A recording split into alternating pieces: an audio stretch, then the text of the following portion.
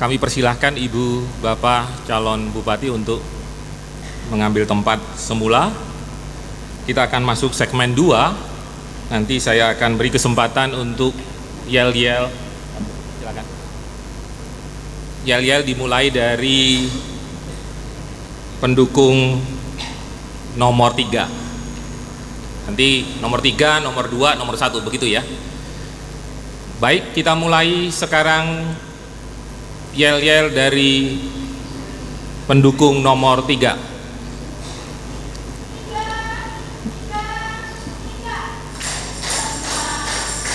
Dari segmen 1 kan, Mas? Enggak, ini akhirnya menjadi segmen 4 ini. Tambah segmen.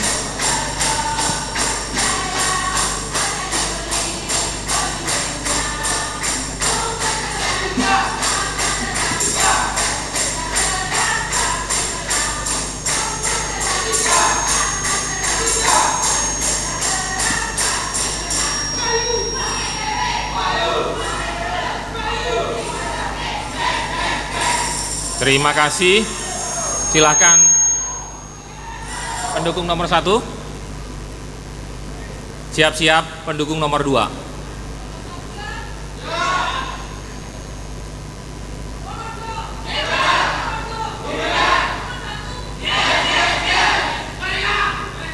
Nomor 2.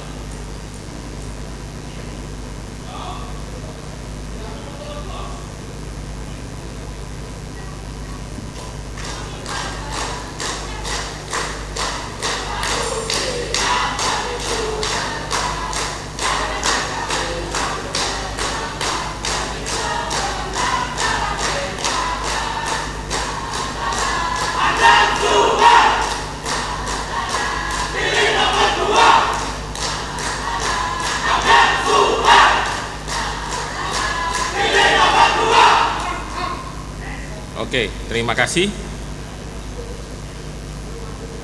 Calon Bupati yang saya hormati, Bapak Ibu sekalian, di segmen 2 ini nanti para calon Bupati akan menjawab pertanyaan yang saya sampaikan.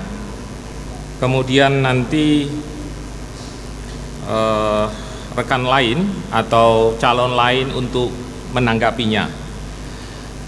Subtema kita pada segmen ini adalah ada 2, meningkatkan pelayanan kepada masyarakat dan menyelesaikan persoalan daerah. Jadi subtemanya ke sana dengan 2 program prioritas. Yang pertama nanti program pendidikan dan yang ketiga nanti soal perizinan. Mekanismenya nanti saya akan bertanya kepada satu calon bupati, kemudian ditanggapi oleh calon bupati lainnya, dan diakhiri dengan tanggapan dari calon bupati yang saya tanya pertama. Jelas ya Ibu Bapak ya? Jadi saya ulangi, nanti saya tanya soal salah satu program tadi, Bapak atau Ibu menjelaskan, kemudian nanti ditanggapi oleh 2 calon lain, dan diakhiri oleh yang pertama memberikan statement pertama tadi. Jelas ya Ibu Bapak ya mekanismenya? Oke. Saya akan bertanya kepada calon nomor 2 soal pendidikan. Purworejo itu sejak lama dikenal sebagai kota pelajar sesudah Yogyakarta. Dan itu melegenda bukan hanya di Jawa Tengah tetapi di luar Jawa Tengah. Tetapi setelah kita lihat angka di pemerintahan, data resmi menunjukkan masih terdapat 6% dari jumlah penduduk kita yang masih buta huruf. Pertanyaannya adalah, menurut Bapak, mengapa ini sampai terjadi dan apa solusinya? Pertanyaannya, mengapa ini sampai terjadi dan apa solusinya? Nanti sesudah itu langsung direspon oleh calon nomor 3 dan nomor 1. Calon nomor 2 ada waktu sampai 5 menit. Siap Pak? Oke, kalau sudah siap mengikuti apa yang saya sampaikan, 5 menit dari sekarang. Bismillahirrahmanirrahim. Masalah pendidikan di Kabupaten Purworejo adalah terkenal dengan pendidikan yang sudah mengakar dari sejak dahulu.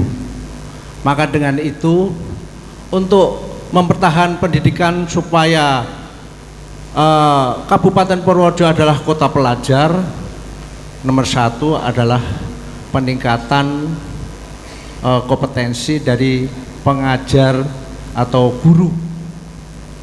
Maka perlu guru-guru di Kabupaten Purworejo ditingkatkan pendidikannya supaya bisa memberikan kepada siswanya untuk bisa lebih mengetahui perkembangan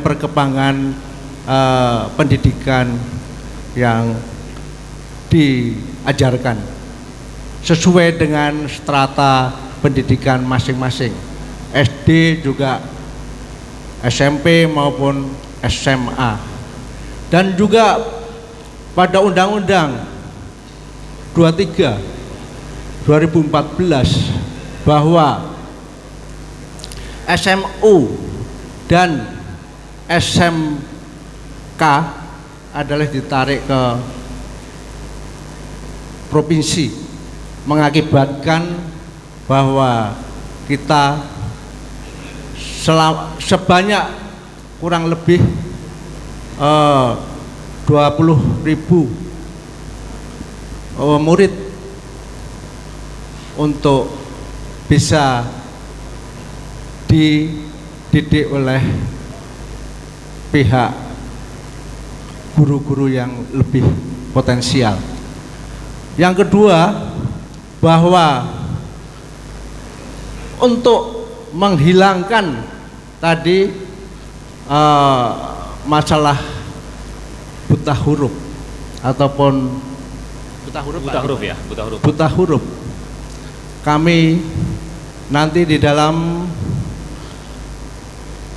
pemerintahan, kalau memang kami diberikan amanah, kami akan memberikan suatu pendidikan sampai ke tingkat desa, di mana saya yakin kenapa masih ada banyak buta huruf yang ada di Kabupaten Purworejo, karena faktor ekonomi yang tidak bisa kita pungkiri bahwa orang-orang tua yang punya anak tidak bisa menyekolahkan anak-anaknya. Dan juga masalah ini yang perlu kita tingkatkan, bahwa anak-anak nantinya bisa terjangkau di dalam pendidikan karena tidak mampunya orang tua untuk menyekolahkannya.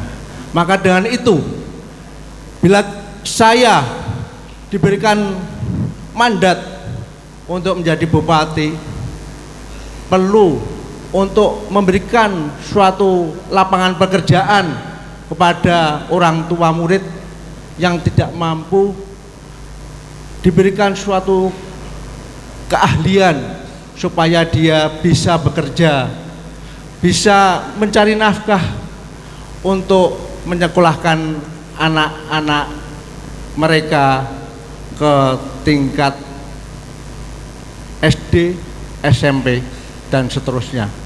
Maka dengan itu, dengan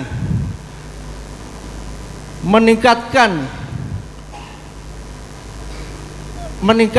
ekonomi daripada masyarakat di Kabupaten Purworejo, maka pendidikan atau buta huruf itu akan bisa kita atasi dengan baik.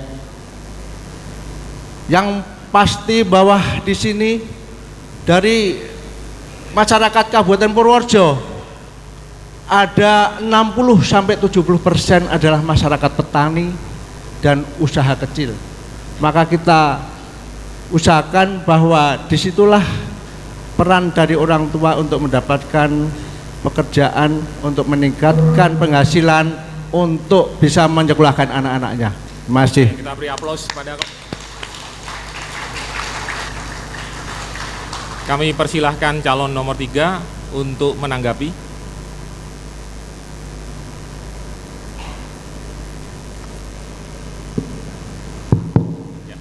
Terima kasih. Saya kira apa yang disampaikan Pak Hamdan tadi sudah betul, tetapi masalahnya adalah bahwa kalau kita berbicara soal buta huruf, sebetulnya di Kabupaten Purworejo buta huruf itu hampir saya katakan tidak ada. Dengan program pemerintah belajar 9 tahun, saya kira itu tidak terjadi. Yang ada adalah bahwa mereka-mereka yang sudah tua-tua, mereka tinggalan masa lalu. Jadi kalau yang sekarang saya kira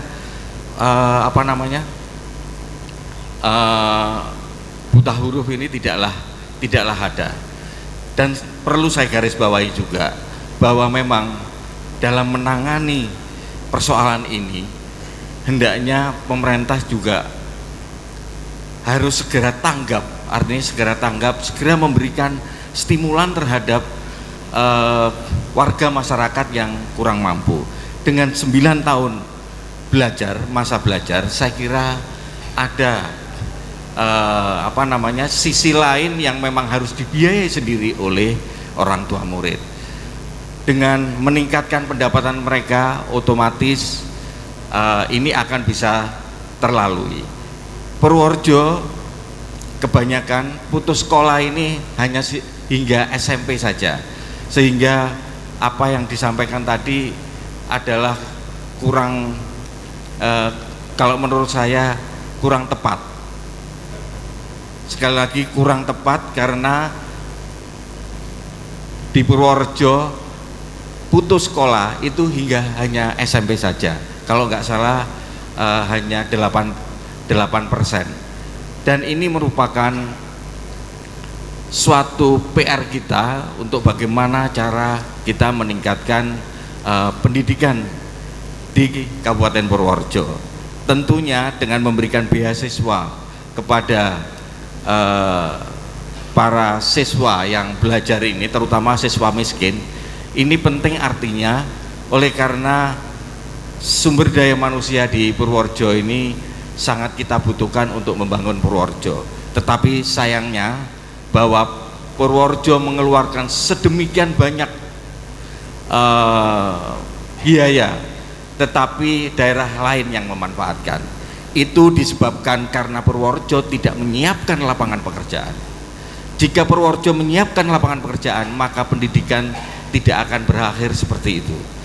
Bapak dan Ibu sekalian, apa yang disampaikan oleh Bapak Hamdan tadi merupakan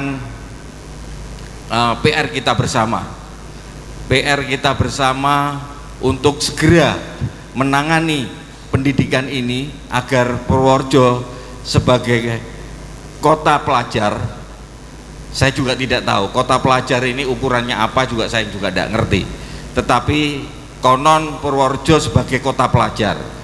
Marilah Purworejo yang sudah menjadi kota pelajar ini kita tingkatkan, kita berikan stimulan, kita dorong anggaran untuk agar pendidikan di kota Purworejo merata kualitasnya, karena sementara waktu ini pendidikan di kota Purworejo kurang merata kualitasnya. Untuk itu memang perlu pembenahan, perlu perlu sarana prasarana untuk ditingkatkan, dan itu semuanya tidak lepas dari anggaran yang sudah disiapkan oleh pemerintah. Dan sebetulnya pemerintah dengan anggaran 20% sangatlah cukup untuk meningkatkan pendidikan di kota manapun, termasuk di Kabupaten Purworejo. Sekali lagi apa yang telah disampaikan tadi, bahwa kita semua sadar bahwa pendidikan adalah sangat penting untuk membangun kabupaten ini agar lebih sejahtera. Bapak dan Ibu sekalian, itulah kenyataan yang harus kita hadapi, dan marilah kita menyadarkan para orang tua agar terus mendorong putra-putrinya untuk menyelesaikan studinya. Oke, terima kasih. Kita beri aplaus kepada. Berikutnya kami persilahkan calon nomor 1 untuk berpendapat. Iya. Kami menanggapi Bapak Agus Bastian. Ketika kami diundang RPJMD Bapeda, di situ kami mendengarkan paparan dari Bapeda. Penyampaian Bapak Agus Bastian tadi, anak-anak sekolah yang putus sekolah itu dari SMP, tetapi setahu kita, dan saya sempat silaturahmi dengan Bapak Lurah Tegarsari di Bruno, ternyata anak-anak kita masih banyak sekali yang drop out. Anak kelas 2, kelas 3 SD, mereka tidak melanjutkan sekolah lagi. Akhirnya mereka menunggu usia 15-16 tahun mereka menikah dini. Itu yang saya tahu.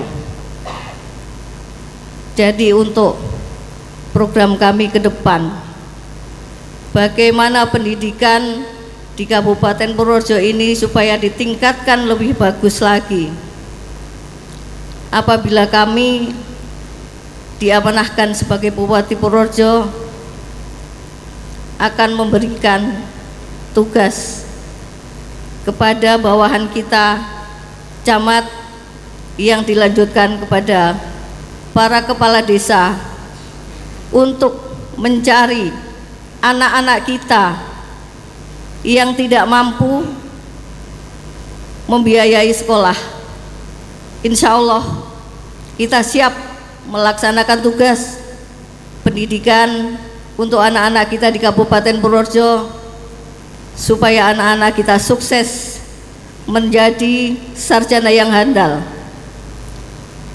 Dan kami berharap ketika anak-anak kita sudah selesai sarjana, semoga ke depan apabila Purworejo ada lowongan pekerjaan, kita bisa tarik untuk membantu di dalam pemerintahan Kabupaten Purworejo ini, sehingga Kabupaten Purworejo ini banyak tenaga dari Purworejo sendiri, sehingga yang selama ini saya mencermati di Kabupaten Purworejo ini, karena banyak sekali pegawai negeri dari luar kota, sehingga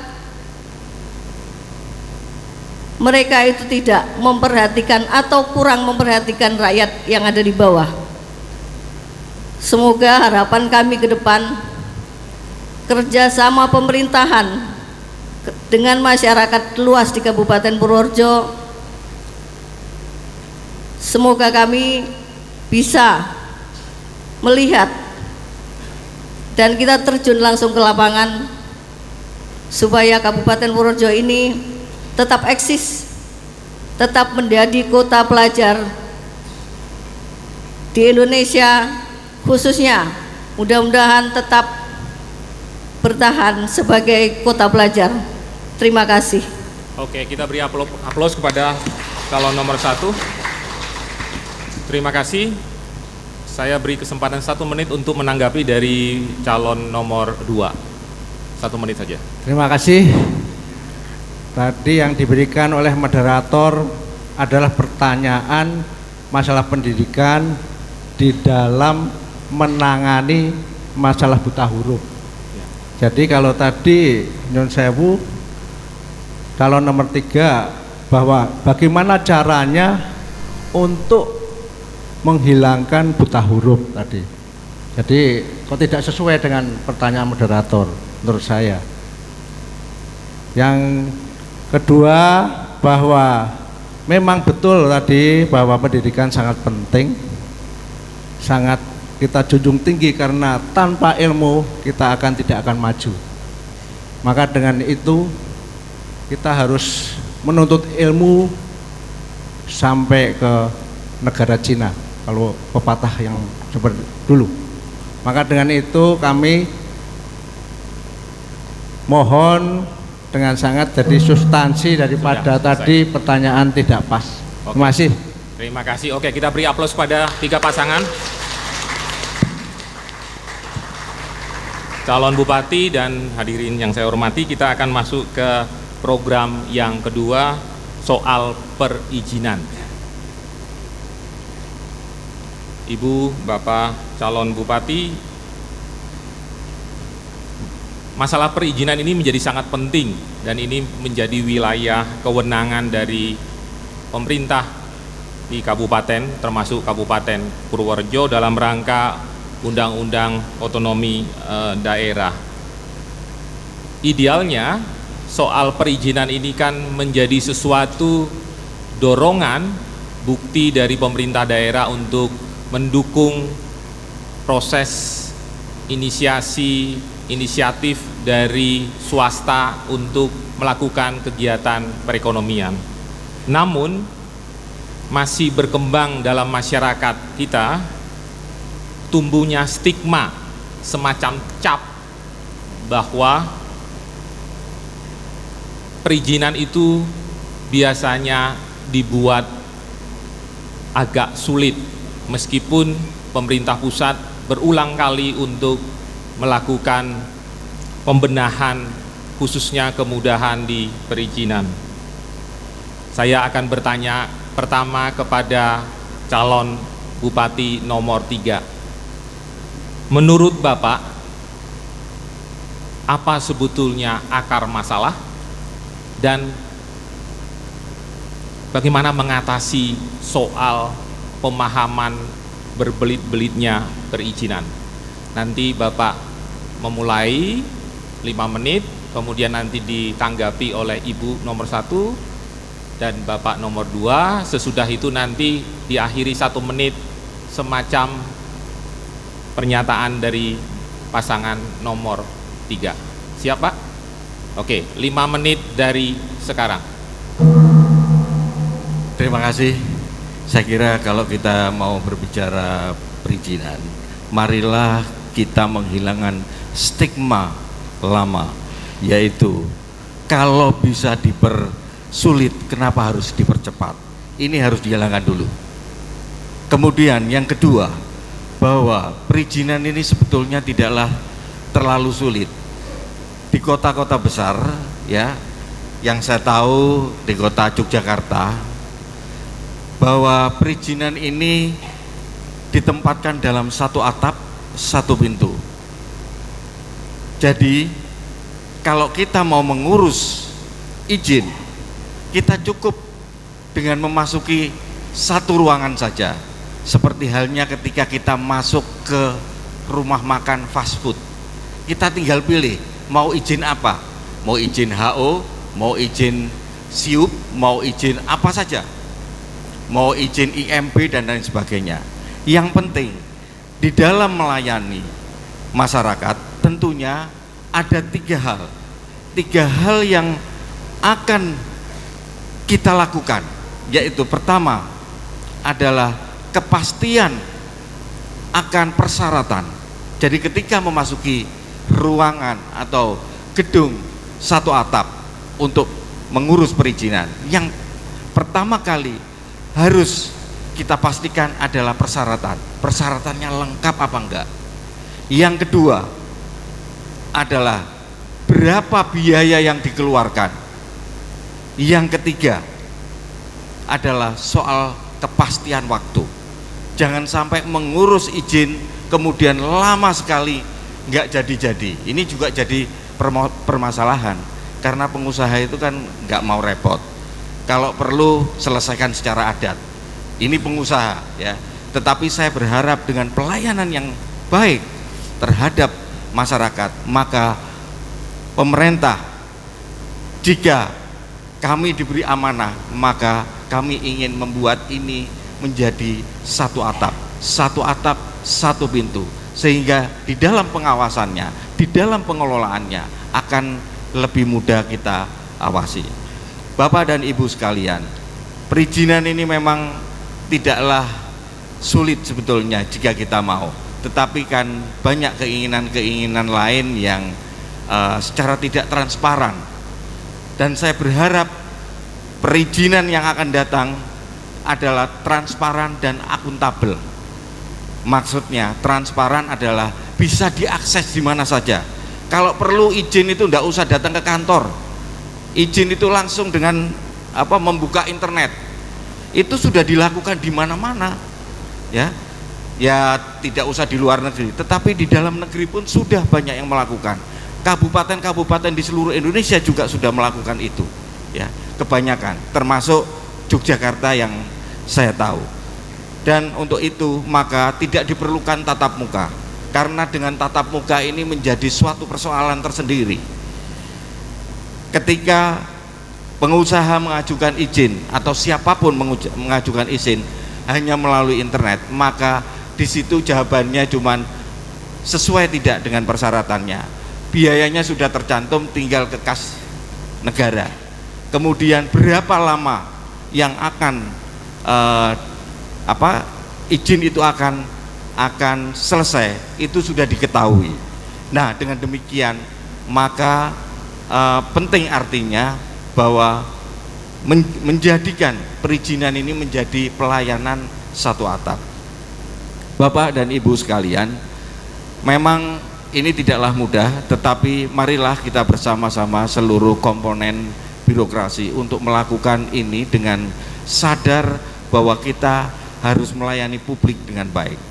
Dengan kesadaran kita, maka Kabupaten Purworejo akan dapat melayani semua kepentingan masyarakat. Dan untuk itu tentunya dibutuhkan perangkat-perangkat yang perangkat-perangkat IT yang barangkali belum juga diadakan di Kabupaten Purworejo ini. Memang agak sedikit agak sedikit menyulitkan di awal-awal, tetapi akhirnya nanti bahwa masyarakat akan mendapatkan pelayanan yang baik. Saya kira itu yang dapat saya sampaikan. Terima kasih, kita beri aplaus. Kami lanjutkan kesempatan kepada nomor 1 untuk berpendapat. 5 menit dari sekarang. Menurut kami, perizinan melalui internet itu sangat bagus sekali. Tetapi dalam tanda kutip, apabila seseorang, pemimpin perusahaan ataupun stafnya melakukan perizinan hanya melalui internet, yang kami khawatirkan adalah apakah perusahaan itu betul direkturnya mungkin Bapak Agus Bastian. Menurut kami lebih baik pemimpin perusahaan sendiri ataupun stafnya datang langsung ke tempat perizinan, karena bagaimanapun sekarang banyak sekali surat-surat izin palsu. Karena kami sendiri bergerak di bidang kontraktor di DKI Jakarta, dan kami mengetahui banyak sekali izin-izin yang tidak akurat. Jadi kami tidak setuju dengan penyampaian Bapak Agus Bastian. Cukup, terima kasih. Oke, terima kasih, kita beri aplaus kepada nomor 1.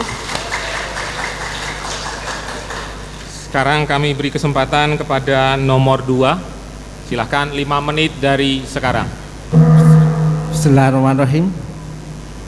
Masalah perizinan, kami tadi menilai bahwa Pak Agus Bastian atau paslon nomor 3 bagus dan memang harus lebih maju juga kami sangat mendukung tadi bahwa paslon nomor 1 tidak setuju kalau hanya pakai internet. Nah ini baiknya menurut saya sebagai paslon nomor 2 bahwa IT itu adalah penting, juga tatap muka itu adalah penting. Karena apa? Bahwa untuk menghindari pemalsuan maupun identitas yang kurang jelas bisa kami hilangkan kalau kita bertatap muka langsung, tapi prosesnya adalah dengan IT atau komputer. Yang kedua, bahwa tadi dikatakan pertanyaan dari moderator, kok masih ada pungutan gitu Pak? Bukan pungutan. Bukan. Stigma, menghilangkan stigma. Menghilangkan stigma. Mohon maaf. Jadi saya kira di sini tinggal memberikan suatu tugas kepada teman-teman yang ada di perizinan untuk tidak menghambat ataupun tidak mengurangi pelayanan kepada masyarakat, terutama kalau bisa tadi satu atap, saya kira bagus sekali, dan juga itu adalah merupakan suatu hal yang sangat baik untuk bisa menghindari daripada lari ke sana dan lari ke sini. Dan yang pasti menurut saya bahwa di dalam perizinan itu sudah dicantumkan tadi yang dikatakan ada syaratnya, waktunya kapan harus bisa selesai, dan kalau ada permasalahan itu tidak bisa melalui internet tapi harus tatap muka. Ada kekurangan data, ada ketidakcocokan data yang ada di dalam yang diajukan, merupakan suatu hal yang sangat bagus kalau juga diadakan tatap muka kepada kita semuanya untuk bisa menghindari tadi oleh paslon nomor 2 yang mengatakan banyak pemalsuan data, banyak kekurangan data yang nantinya bisa di-scan ataupun dibuat supaya seolah-olah bahwa seorang direktur itu adalah namanya si A atau si B. Maka dengan itu kemajuan teknologi tetap kita hargai, tatap muka juga kita hargai untuk menghindari hal-hal yang tidak kita inginkan, untuk memudahkan memberikan perizinan kepada masyarakat secara prima. Maka dengan itu menurut kami bahwa perizinan harus satu atap, juga harus memakai internet ataupun IT, juga harus bertatap muka untuk mengetahui hal-hal yang tidak kita inginkan. Saya kira itu. Wassalamualaikum warahmatullahi wabarakatuh. Oke, kita beri aplaus. Terima kasih. Terakhir saya beri kesempatan kepada paslon nomor 3 untuk menanggapi 1 menit maksimal. Terima kasih. Terima kasih. Saya kira kita akan salah ya. Kita akan salah jika kita tidak mengecek ulang. Maksudnya dengan internet itu adalah memasukkan data. Setelah itu birokrasi akan melihat langsung kepada perusahaan, alamat perusahaan. Dan itu harus dilakukan supaya tidak ada seperti apa yang dikatakan Pak Hamdan maupun Ibu Nurul. Jadi tatap muka, kita menghindari tatap muka kenapa? Kita ingin transparan, akuntabel, dan memberikan pelayanan yang sangat cepat. Ini sudah dilakukan oleh Kota Yogyakarta Tidak saja cuma kota Yogyakarta, Medan dan lain sebagainya. Di kota-kota besar, Bandung, Jakarta, semua sudah melakukan ini. Kenapa Purworejo tidak? Kita tinggal menambah software saja. Kita akan menggunakan ini supaya. Oke, terima kasih. Kita beri aplaus. Baik, Ibu Bapak sekalian, segmen 2 kita selesaikan. Kita akan memberi kesempatan kepada tim pendukung nomor 1, 2, dan 3 secara bergantian untuk menyampaikan yel-yelnya. Silakan mulai nomor 1. Nomor 2 siap-siap dan langsung nomor 3.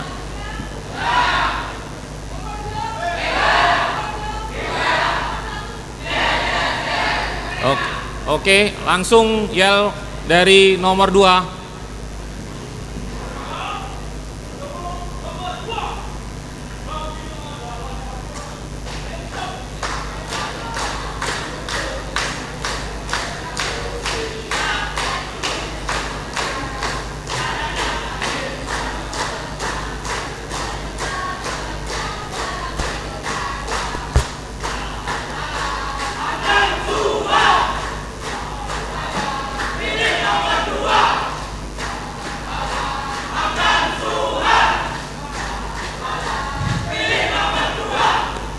Lanjut dari pendukung nomor 3.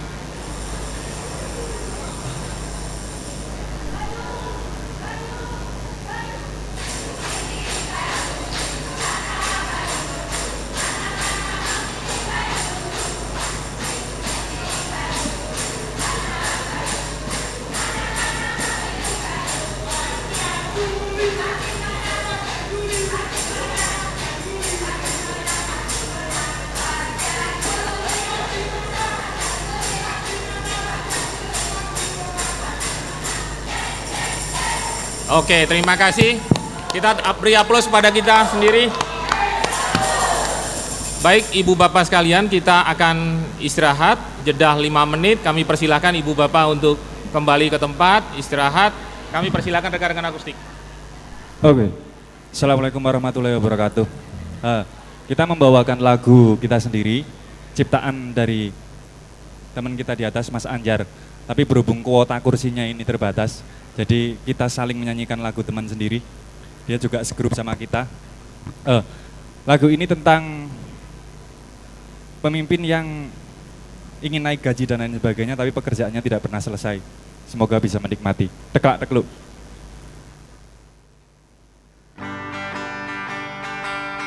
Teklak tekluk.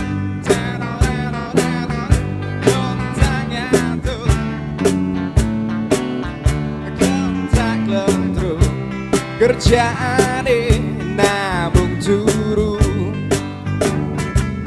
Zruntal zruntul kaya tuyul mangan duit rakyat, rakyate padha melarat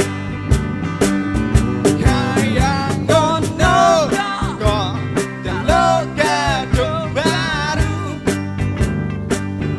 Bapak ora tambah angler leturu lah sesasi kok mengabsen pektalu tak supai anune dicokot tenggu zruntal zrundul kaya tuyul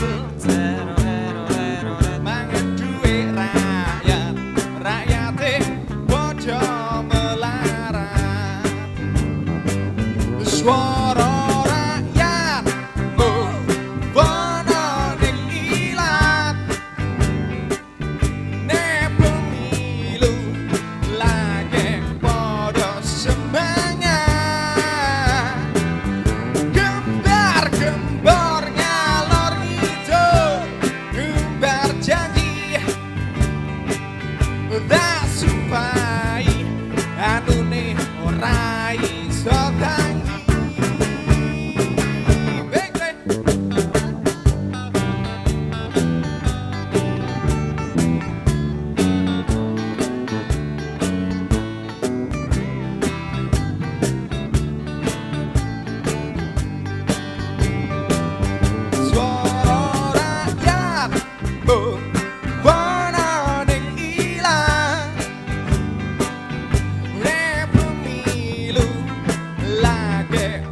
podo semangat. Gembar-gembor ngalor ngidul ngumbar janji tak supai anune ra iso tangi. Kaya ngono kok jaluk kadung baru apa ora tambah angker lecuru. Lah sesasi kok mengabsen pentalu tak supai anune dicokot tengu.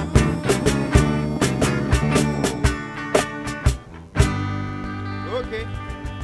Terima kasih. Assalamualaikum warahmatullahi wabarakatuh. Oke, kita beri aplaus kepada rekan-rekan akustik.